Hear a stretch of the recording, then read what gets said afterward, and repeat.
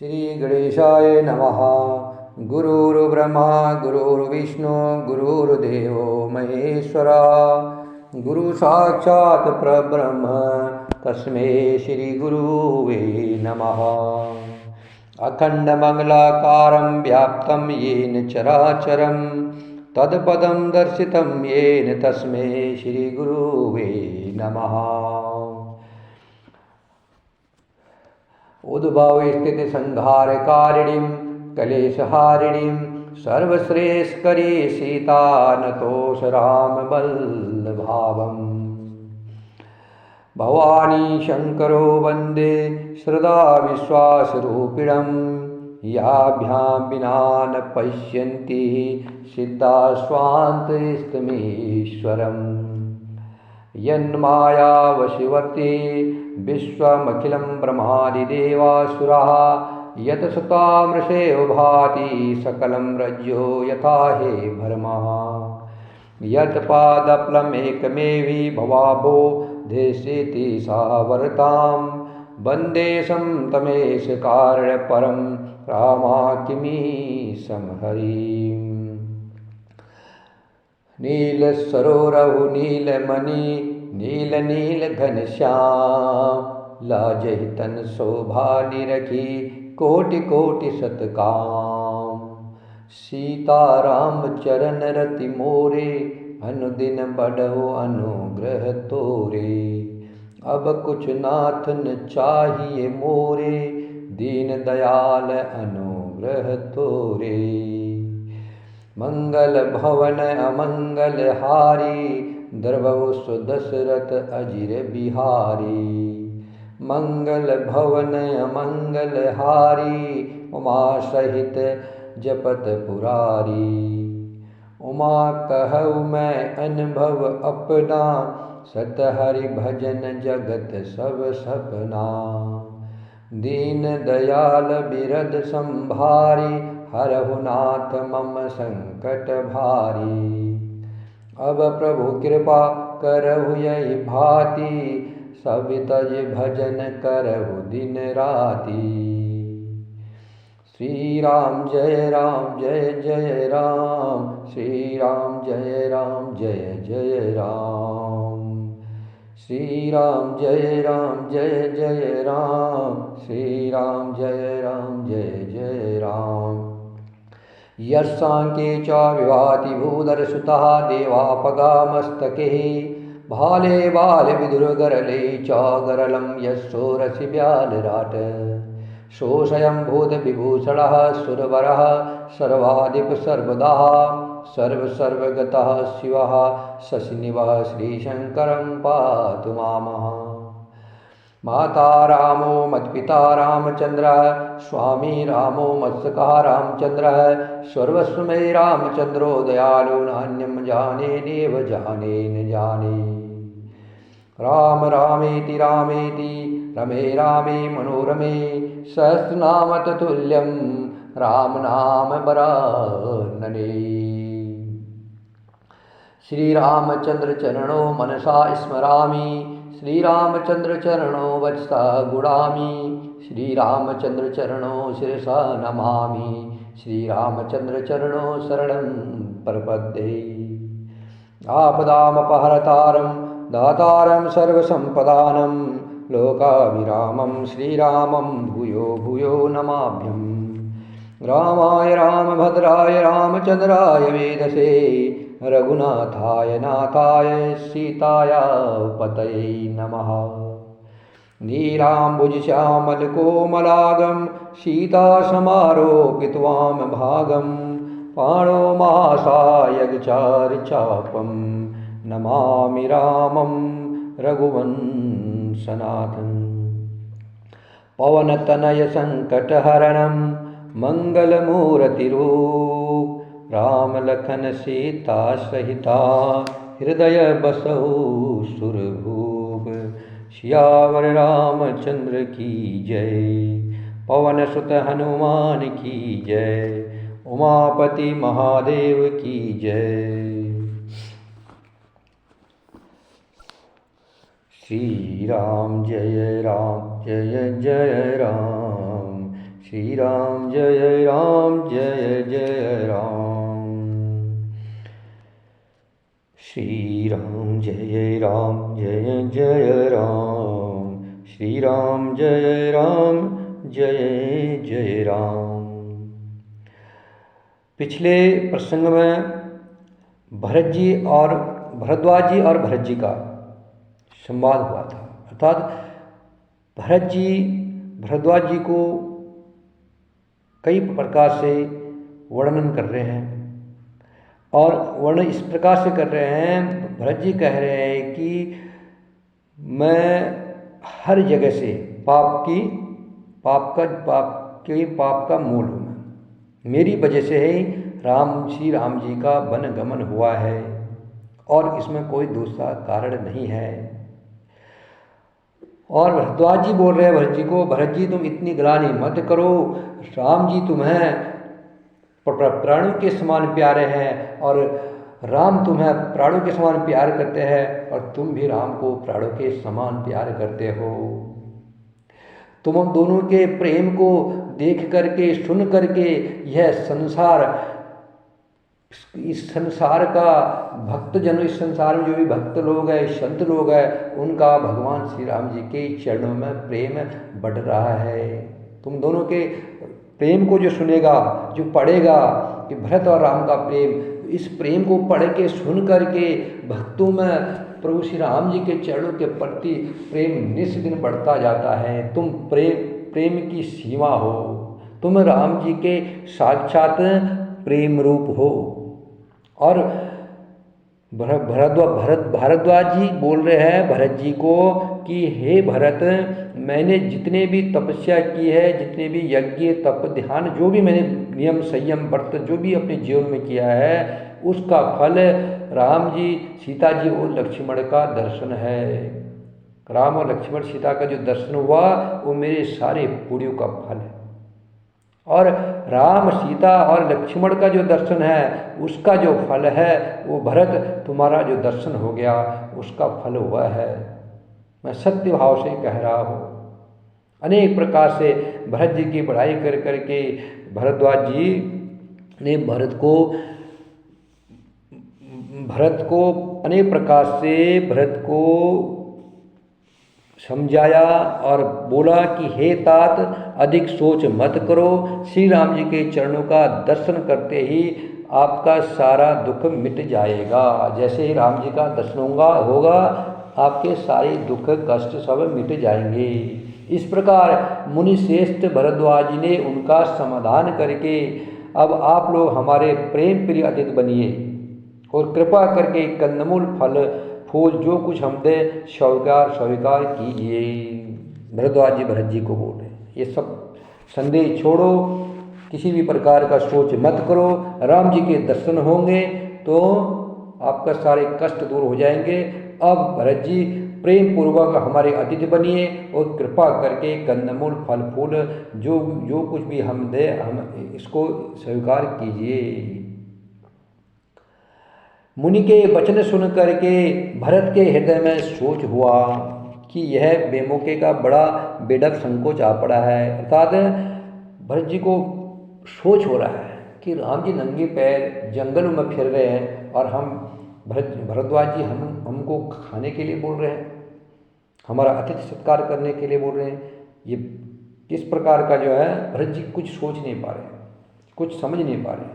फिर गुरु जी की वाणी को महत्वपूर्ण समझ करके, आदरणीय समझ करके, चरणों की वंदना करके, हाथ जोड़ करके बोले, हे नाथ, आपकी आज्ञा को सिर चढ़ा करके उसका पालन करना यह हमारा परम धर्म है। भरत जी के ये वचन मुनि श्रेष्ठ के मन को अच्छे लगे। उन्होंने विश्वास पात्र सेवकों और शिष्यों को पास बुलाया और कहा कि भरत की मेहमानबाजी करो, अर्थात भरत का आदर सत्कार करो, जाकर के कंदमूल और फल लाओ। उन्होंने कहा, हे नाथ, बहुत अच्छा कह करके सेवकगण सिर नवा करके चले हैं। तब वो बड़े आनंदित होकर के सब लोग अपने अपने कामों में जो जो उनको काम दिए गए थे वो लोग चले गए। मुनि को चिंता हुई। अब मुनि भरद्वाज जी को चिंता हो रही है। क्या चिंता हो रही है भरद्वाज जी को? मुनहि सोच पाहुन बड़ नेवता, तस पूजा चाहिए जस देवता। सुनि रिधि सिधि अनिमादिक आई, आयुष होय सो करहि गोसाई। मुनि भरद्वाज जी को चिंता हुई कि हमने बहुत बड़े मेहमानों को न्योता है, अर्थात आज बहुत बड़े मेहमान हमारे घर में पधारे हैं, हमारी कुटिया में पधारे हैं। अब जैसा देवता हो वैसी ही उसकी पूजा होनी चाहिए। यह सुनकर के, जैसे ही भरद्वाज जी मुनि यह सोच रहे थे, यह सुन करके रिद्धि और सिद्धियाँ वहाँ पर आ गई हैं। अष्ट सिद्धि नौ निधियाँ आकर के भारद्वाज जी के आगे हाथ जोड़ करके खड़े हुई है और बोल रही है, गोसाई जो आपकी आज्ञा हो हम सो करें। अष्ट सिद्धि नौ निधियाँ भरद्वाज ऋषि के आगे नतमस्तक होगी। बोला, गुरु जी, हे गुरुवर, हे गोसाई, हमें आदेश दो, जो आज्ञा है हम वो सब करें।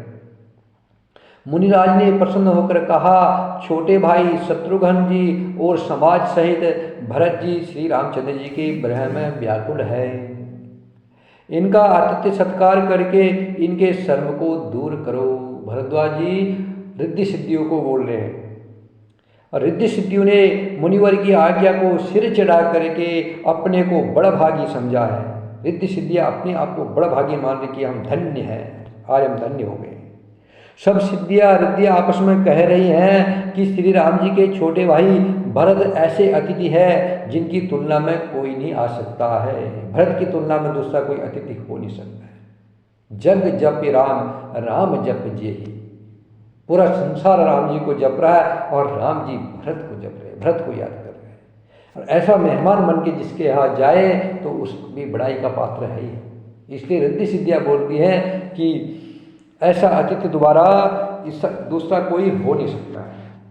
भरत जी का जैसा दूसरा अतिथि कोई हो नहीं सकता है। मुनि पद बंदी करय सोय आजो, होय सुखी सब राज समाजो। अस कही रचे रुचिर ग्रह नाना, जेहि बिलोक बिल खाही बिमाना। अस कही रचे रुचिर ग्रह नाना, जेहि बिलोकी बिल खाही बिमाना। भोग विभूति भूरि भरी राखे, देखत जिनहि अमर अभिलाषे। दासी दास साजु सब लीने, जोगवत रहइ मनहि मनु दीने।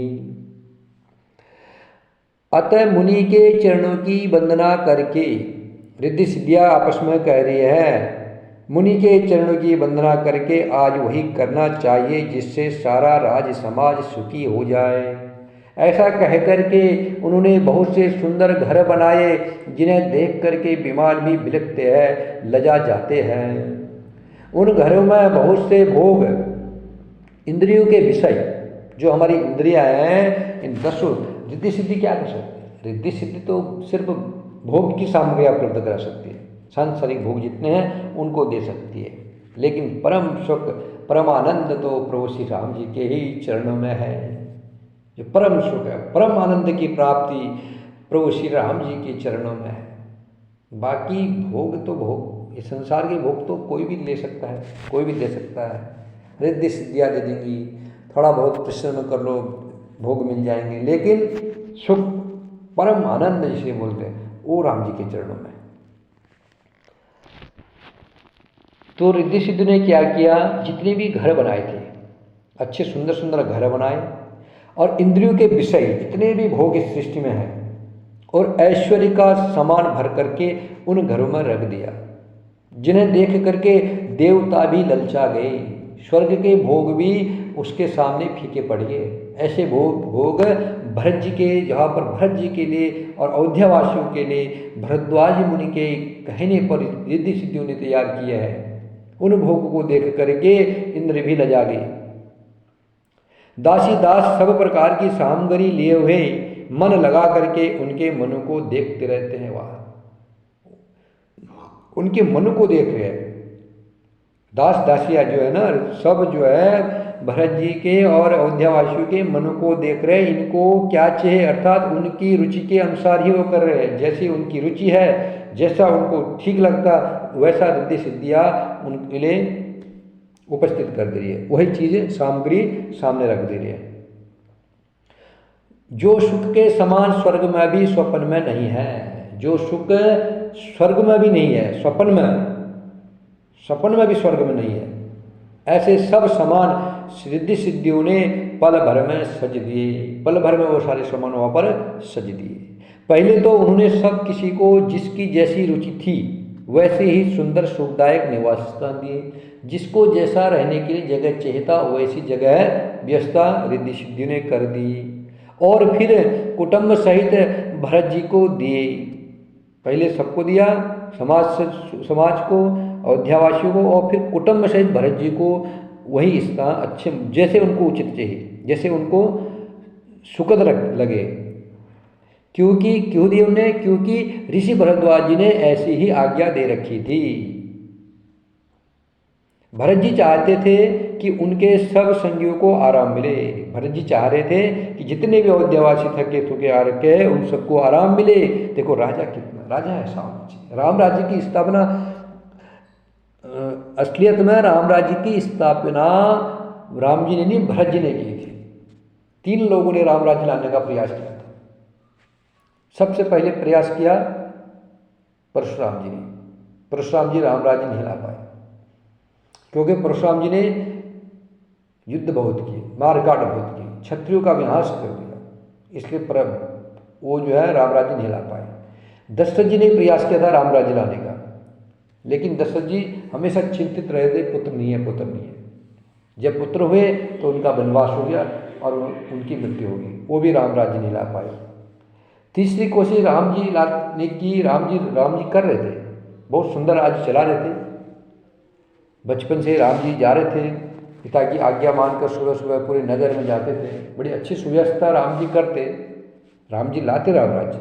लेकिन राम जी का वन गमन हो गया। राम राज्य लाए भरत जी। 14 साल तक भरत जी अयोध्या में बिना कुछ खाए पिए नियम संयम और व्रत से रहे। और कहा रहे, जमीन के नीचे खोद करके जगह बनाई उन्होंने। बोला मैं जमीन में भी नहीं रहूँगा, अगर मैं ज़मीन में रहूँगा तो मेरे राम जी ज़मीन में रह रहे हैं, नंगे पैर चल रहे हैं, मैं ज़मीन में रहूँ सोऊंगा, मुझे तो ज़मीन के नीचे सोना चाहिए। तो नंदीग्राम में जा करके उनने नीचे ज़मीन के अंदर खोद करके अपने लिए जगह बनाई। दिन भर भरत जी अयोध्या में राज्य का कामकाज देखते थे, प्रजा के हितों के लिए काम करते थे, और रात को जा करके नंदीग्राम में जा करके भरत जी विश्राम क्या करते थे? भरत जी तो राम जपते थे। राम राम राम राम, रात दिन राम राम राम। खड़ाऊ रखी थी राज सिंहासन, और खड़ाऊ से आज्ञा मांग करके भरत जी राज्य का राज चलाते थे। और भरत जी ने 14 वर्ष कुछ नहीं खाया, बिना खाए पी रहे। सिर्फ भरत जी एक चीज खाते थे, जौ होता है, जौ होता था, उसको गाय को खिलाते थे, और गाय उस जौ को खा करके, गाय के गोबर में कुछ जौ के दाने पचते नहीं थे तो उनको छान करके उसका दलिया बना के 14 साल तक भरत जी ने खाया। और जितना राम जी छोड़ के गए थे वो सबका 100 हजार गुना करके दिया उन्होंने। और 14 साल तक भरत के राज्य में, 14 साल तक भरत जी ने राज्य किया। 14 साल तक अयोध्या में न किसी को कोई भोजन के बिना मरा, न किसी को कपड़ों की कमी हुई, न किसी को खाने की न बीमारी, न किसी को रोग हुआ। 14 साल तक कोई आदमी वहाँ पर मृत्यु को प्राप्त नहीं हुआ, और ना ही 14 साल तक कोई किसी भी प्रकार की वहाँ झगड़ा हुआ अयोध्या। 14 वर्ष तक न कोई दुखी था, कोई दुखी भी नहीं था, किसी को कोई किसी प्रकार का सोच नहीं था। भरत ने इतना सुंदर सुव्यवस्थित तरीके से राम जी का राज्य चलाया है कि वहाँ किसी प्रकार का दुख संकट क्लेश कुछ नहीं था 14 वर्ष तक। और कोई दुखी नहीं था, कोई भूखा नहीं सोता था, और कोई रोग से पीड़ित नहीं होता था। सबको सब प्रकार की व्यवस्था भरत जी ने करवाई। और सारी व्यवस्था करने के बाद रात को भरत जी नंदी ग्राम में जा कर के जमीन के नीचे गड्ढा खोद के उसमें रहते थे और राम राम राम राम जपते थे। इसलिए राम राज्य लाने का गौरव तो भरत जी को है। भरत जी ने सारी व्यवस्थाएं कर दी थी राम राज्य की। और राम जी इसलिए वन को गए नहीं थे, राम जी बन गए थे, क्योंकि राम राज्य लाना था। मर्यादा, पुरुषोत्तम राम है, मर्यादा हमने संसार को मर्यादा बतानी थी, ऋषि मुनियों को दर्शन देने थे, भक्तों को, संत जन अब इनके इंतजार में बैठे हुए थे, दुष्टों को तारना था भगवान ने, धर्म की ध्वजा को फहराना था प्रभु ने, असत्य को हराना था, सत्य की विजय करानी थी प्रभु ने। इसलिए प्रभु वनगमन किया और भरत को सारा कार्यभार सौंप गए कि भरत राम राज्य की स्थापना करनी है, इसकी तैयारी करो। और भरत ने अयोध्या में बैठे बैठे राम राम जपते हुए राम राज्य की नींव रखी थी। धन्य है भरत। तो भरद्वाज ने उनको ऐसी आज्ञा दी थी, इसलिए भरत जी चाहते थे कि सब अयोध्यावासियों को आराम मिले, इसलिए राजा ऐसा हो। अपनी चिंता नहीं है भरत जी को अयोध्यावासियों की, नगरवासियों की चिंता है। इसलिए भरत जी के मन में ये है कि सबको आराम मिले। रिद्धि सिद्धियाँ उनके मन की बात को जान करके, इसलिए उनकी मन की बात जान करके मुनि भरद्वाज ज्ञानी मुनि है। भरद्वाज मुनि ने भरत जी के मन की बात जान करके रिद्धि सिद्धियों को आदेश दिया था कि जैसा उनको चाहिए, जैसी उनकी रुचि है, उसी प्रकार उनके लिए उनका आतिथ्य सत्कार होना चाहिए। और भरत जी को भी ऐसा ही स्थान मिलना चाहिए जैसी उनकी रुचि हो। मुनि श्रेष्ठ ने तपोवन से, मुनि भरद्वाज जी ने तपोबल से, उनका तप का बल इतना था, इतने तपस्वी थे मुनिराज भरद्वाज जी। अपने तपोबल से ब्रह्मा को भी चकित कर देने वाला वैभव रच दिया। ब्रह्मा जी भी चकित हो गए। जो चित्रकूट का जो वैभव था, भरद्वाज जी ने जो वैभव रचा था, उस वैभव को देख करके ब्रह्मा जी भी चकित रह गए। मुनि प्रभाव जब भरत बिलोका, सब लघु लगे लोकपति लोका। सुख समाज नहीं जाए बखानी, देखत बिरति विसारहि ज्ञानी। जब भरत जी ने मुनि के प्रभाव को देखा तो उसके सामने उन्हें इंद्र, वरुण, यम, कुबेर आदि के सभी लोकपालों के लोग तुच्छ जान पड़े। सुख की सामग्री का वर्णन नहीं हो सकता है, जिसे देख करके ज्ञानी लोग भी वैराग्य भूल जाएंगे। इतना सुख और आनंद की व्यवस्था वहां कर दी थी। भरद्वाज जी ने ऐसी व्यवस्था कर दी कि भरत जी को इंद्र, वरुण, यम, कुबेर उनके लोग भी तुच्छ लगने लगे। सुख की सामग्री का वर्णन हो नहीं सकता है। ज्ञानी लोग भी अपने वैराग्य को भूल जाएंगे, इतना सुख की व्यवस्था वहां होगी थी। आसन, सेज, सुंदर वस्त्र, वन, बगीचे, भांति भांति के पक्षी और पशु, सुगंधित फूल और अमृत के समान स्वादिष्ट फल, अनेक प्रकार के तालाब, कुएं आदि निर्मल जलाशय तथा अमृत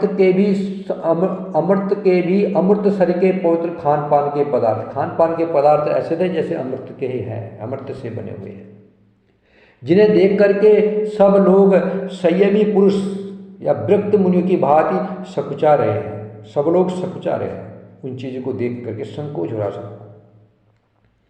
सभी के डेरों में सबके जहाँ जहाँ रहने की व्यवस्था है, वहाँ पर मनोवांछित फल देने वाले कामधेनु और कल्प वृक्ष है। वाह, कामधेनु है और कल्प वृक्ष है, जो चाहे वो मिलेगा, जो चाहे, बस मन में संकल्प करना, मन में इच्छा करनी है, वो चीज़ प्रकट हो जाएगी। ऐसी व्यवस्था भरद्वाज ने कर दी थी अपने तपोबल से, जिन्हें देख करके इंद्र और इंद्राणी को भी अभिलाषा होती है, उनका भी मन ललचा जाता है। उस वैभव को देख करके इंद्र और इंद्राणी उनका भी मन ललचा जाता है। बसंत ऋतु है, बसंत की ऋतु जैसा हो गया। शीतल मंद सुगंध 3 प्रकार की हवा बह रही है। सभी को धर्म अर्थ काम और मोक्ष चारों पदार्थ सुलभ है। धर्म अर्थ काम और मोक्ष चारों फल होते ना, वो चारों फल वहाँ सुलभ है। माला चंदन स्त्री आदि का भोगों को देख आदि स्त्री आदि के भोगों को देख करके सब लोग हर्ष और विषाद के बस हो रहे। हर्ष तो भोग सामग्रियों को और मुनि के तप प्रभाव को देखकर होता है। अयोध्यावासियों को जो हर्ष हो रहा है, हर्ष तो इसलिए हो रहा है कि मुनि के तप के प्रभाव से, इस तप के प्रभाव को देख करके उन्हें हर्ष हो रहा है। और विषाद इस बात से हो रहा है कि भगवान श्री राम जी के वियोग में नियम व्रत से रहने वाले हम लोग भोग विलास में क्यों आ फंसे। हर्ष हो रहा है कि मुनि का तपोबल कितना है, मुनि ने अपने तपोबल से हमारे लिए इतनी व्यवस्था कर दी। और दुख इसलिए हो रहा है कि रामचंद्र जी के वियोग में हम नियम व्रत से रहने वाले हम लोग भोग विलास में आकर के क्यों फंस गए। कहीं इसमें आसक्त होकर हमारा मन नियम व्रत को तो नहीं त्याग देगा, इसलिए दुखी हो रहे हैं कि हमारा मन नियम व्रत तो नहीं त्याग देगा इस भोग विलास में आकर के।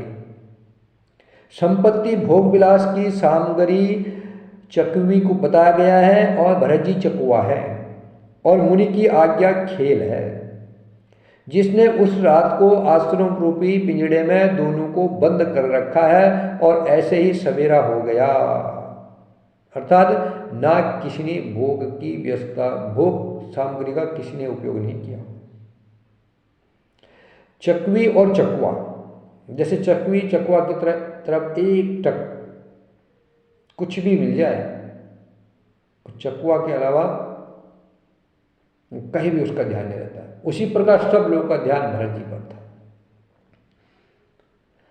और चकवी चकुआ जैसे पिंजड़े में बंद होते हैं, उसी प्रकार अयोध्यावासी और भरत जी राम जी के चरणों में उनका इतना प्रेम है कि वो किसी बहलिया किसी के चक्कर में नहीं आए। अर्थात ये जो भोग विलास की सामग्री थे इसके उसमें बिल्कुल भी नहीं फंसे, उनका स्पर्श तक नहीं किया।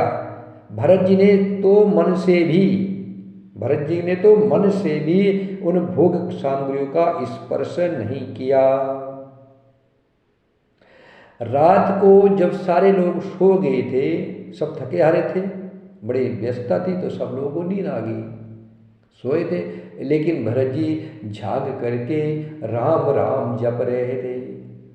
भरद्वाज जी तो अंतर्यामी है, ज्ञानी है, तपस्वी है। भरद्वाज जी ने देखा कि भरत सोए नहीं। भरद्वाज जी सोच रहे हैं कि भरत की कमरे में उजाला हो रहा है, भरत जी सोए नहीं है। भरद्वाज जी भरत जी के कुटिया में जाते हैं और बोले, भरत जी आप सोए नहीं अभी तक। भरत जी बोलेंगे, गुरुदेव सो जाऊंगा। कुछ नहीं खाया भरत जी, सारे भोग विलास भरे पड़े हैं। रिद्धि सिद्धिया खड़ी थी भरत के आगे, हाथ जोड़ ली थी। रिद्धि सिद्धिया भरत जी को प्रणाम कर रही है कि भरत जी कुछ तो खाओ, आराम करो, विश्राम करो, थके हो। रिद्धि सिद्धिया हाथ पड़े, मन चाहे फल देने के लिए रिद्धि सिद्धिया तैयार है। भरत जी बोले तो सही, भरत जी सोचे तो सही। भरत जी ना बोलते हैं ना सोचते हैं कि मुझे ये व्यवस्था चाहिए, व्यवस्था चाहिए। भरत जी तो राम राम राम। रिद्धि सिद्धिया हाथ जोड़े भरत के आगे खड़ी है, भरत जी कुछ ले नहीं रहे हैं। अब भरत जी ने रिद्धि सिद्धियों को हाथ प्रणाम किया, बोला आप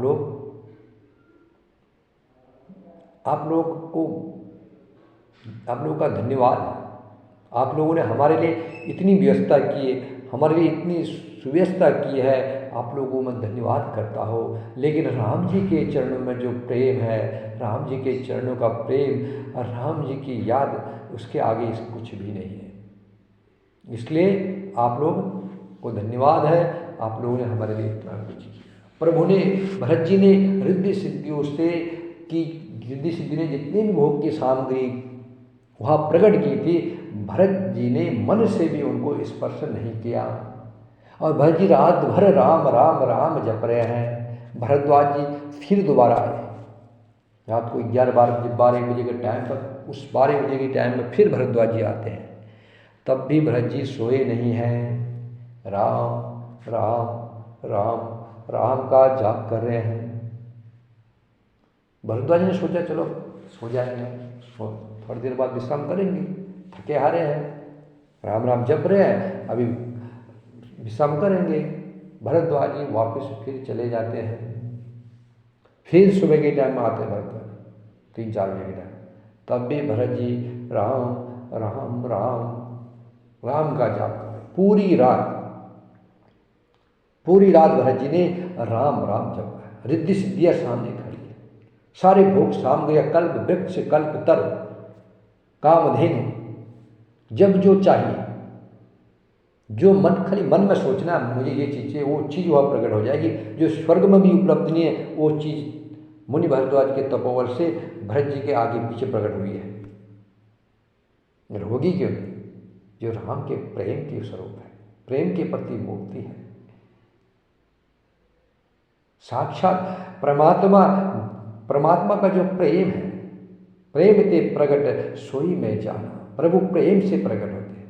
भगवान जी किसी चीज से, किसी भी साधन से प्रकट नहीं होते, प्रभु प्रेम से प्रकट होते हैं। और सब साधनों का फल प्रेम होता है, और प्रेम का फल प्रभु श्री राम जी होते हैं, और राम जी का फल भरत जी है। प्रेम ते प्रगट सोई में जाना। जब प्रेम होता है तब प्रभु प्रकट होते हैं। कितने प्रेमी है भरत जी। राम जी के चरणों में कितना प्रेम है भरत जी को। सारी भोग सामग्री एक तरफ, सारे वैभव, कामधेनु खड़ी है, कल्प वृक्ष खड़ा है, रिद्धि सिद्धि हाथ जोड़े खड़ी है, ले लो, हमें सेवा का मौका दो,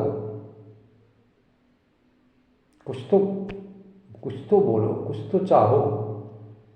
भरत जी को कुछ मत, भरत जी के मन को टच, भरत जी के मन को स्पर्श नहीं किया, भरत जी के मन ने इनको स्पर्श नहीं किया। बाकी तो इंद्रियों का तो दूर की बात है, इंद्रियों का राजा मन। जब मन नहीं स्पर्श नहीं करेगा, इंद्रिया कहाँ से कर पाएंगे। भरत जी ने एक भी भोग सामग्री को छुआ नहीं है, और पूरी रात राम राम राम राम राम राम जी का जप किया है। तब भरद्वाज जी मुनि बोल रहे हैं, धन्य है भरत, धन्य है भरत। सीता, राम और लक्ष्मण के दर्शन का फल भरत जी का दर्शन है। आज भरद्वाज जी अपने आप को बड़े धन्य मान रहे हैं। आज प्रभु ने मुझे भरपूर प्रेम दिया है।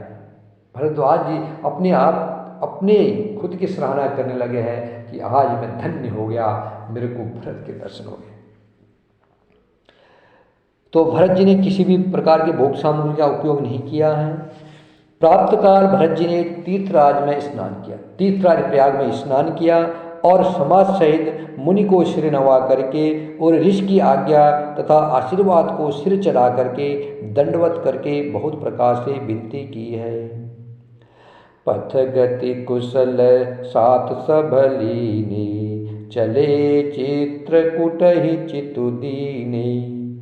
राम सका कर दीने लागो, राम सका कर दीने लागो। चलत देह धरी जनु अनुरागो। तदंतर रास्ते की पहचान रखने वाले लोग कुशल पथ प्रदर्शकों के साथ सब लोगों के लिए हुए भरत जी चित्रकूट में चित्त लगाए हुए चले। चित्त मीन्स मन। भरत जी का मन का है चित्रकूट में। चित्रकूट का है जहाँ राम जी रह रहे, सीता जी और लक्ष्मण जी के साथ। भरत जी राम सखा गो के हाथ में हाथ दिए हुए ऐसे जा रहे हैं मानो साक्षात प्रेम ही शरीर धारण किए हुए हैं। न तो पैर में उनके जूते हैं, नहीं पद त्राण शीश नहीं छाया। प्रेमु नेमु व्रतु धर्मु अमाया। लखन राम सिय पंथ कहानी, पूछत सकहि कहत मृदबानी। न तो राम जी के पैरों में जूते हैं और न सिर पर छाया है। उनका प्रेम, नियम, व्रत और धर्म निष्कपट है, सच्चा है। वे सका निषाद राज से लक्ष्मण जी, श्री रामचंद्र जी और सीता जी के रास्ते की बातें पूछते हैं। निषाद राज से पूछ रहे हैं कि राम जी, सीता जी, लक्ष्मण जी कहाँ कहाँ से गए हैं। और कोमलवाड़ी से कहता, और वह कोमलवाड़ी से कहता, निषाद कोमलवाड़ी से कह रहा है, क्या कह रहा है? श्री रामचंद्र जी के ठहरने की जगह वो वृक्ष को देख करके उनके हृदय में प्रेम रोके नहीं रुकता है। जब निषाद जी राम जी जहाँ जहाँ रुके थे और जिन जिन वृक्षों के नीचे बैठे थे, वे सब जगह भरत जी को दिखा रहे हैं। जैसे भरत जी उनको देख रहे हैं तो उनके हृदय में प्रेम रोकने से भी नहीं रुक रहा है। भरत जी की यह दशा देख करके देवता लोग फूल बरसा रहे हैं, पृथ्वी कोमल हो जाती है और मार्ग मंगल का मूल बन गया है। बादल छाया कर रहे हैं, सुख देने वाली सुंदर हवा बह रही है। भरत जी के जाते समय मार्ग जैसा सुखदायक हुआ वैसा श्री रामचंद्र जी को भी नहीं हुआ था। राम जी के लिए भी उतना मार्ग सुखदायी नहीं हुआ था जितना भरत जी के लिए हो रहा है। रास्ते में असंख्य जड़ चेतन जीव है, उनमें से जिनको प्रभु श्री रामचंद्र जी ने देखा है, अर्थात जिन्होंने प्रभु श्री रामचंद्र जी को देखा है, वे सब परम पद के अधिकारी हो गए। परंतु अब भरत जी के दर्शन ने तो जितने भी जड़ चेतन जीवों ने श्री राम, सीता, लक्ष्मण जी को देखा था, वे सब परम पद के अधिकारी हो गए। परंतु अब भरत जी के दर्शन ने तो उनका जन्म मरण रूपी रोग ही मिटा दिया। श्री राम दर्शन से तो वे परम पद के अधिकारी हो गए, परंतु भरत जी के दर्शन से उन्हें परम पद प्राप्त हो गया है। भरत जी के लिए यह कोई बड़ी बात नहीं है।